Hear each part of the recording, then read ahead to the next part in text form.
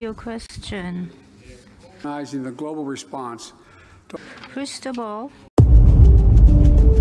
Presiden Amerika Serikat Joe Biden mengindikasikan pada hari Senin bahwa Washington bersedia menggunakan kekuatan militer untuk membela Taiwan jika perlu. Dikutip dari Russia Today, berbicara pada konferensi pers bersama dengan Perdana Menteri Jepang Fumio Kishida di Tokyo, dia menjelaskan bahwa Amerika Serikat melihat gagasan Cina masuk dengan pasukannya sebagai hal yang tidak dapat diterima. Ketika ditanya apakah Amerika Serikat akan terlibat langsung dalam konflik antara Cina dan Taiwan, termasuk melalui penggunaan kekuatan militer, Biden mengatakan ya, menambahkan bahwa ini adalah komitmen yang kami buat. Pemimpin Amerika Serikat sebelumnya mengatakan Washington menghormati kebijakan satu Cina, yang mengakui bahwa hanya ada satu Cina yang dipimpin oleh Beijing.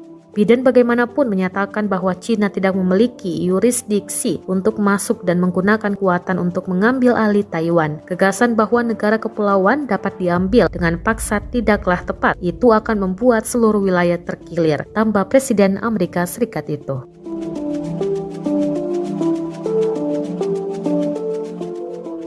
as regards Taiwan Strait issue that you asked, we confirmed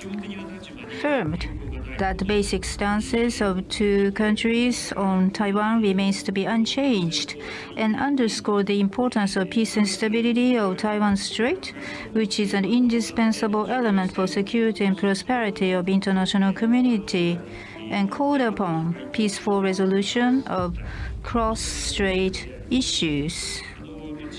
Well, in the region, security-related environment is getting severer. Unilateral attempt to change status quo by force, like Russia's aggression against Ukraine this time, should never be tolerated in Indo-Pacific. Terima kasih sudah nonton. Jangan lupa like, subscribe, dan share ya.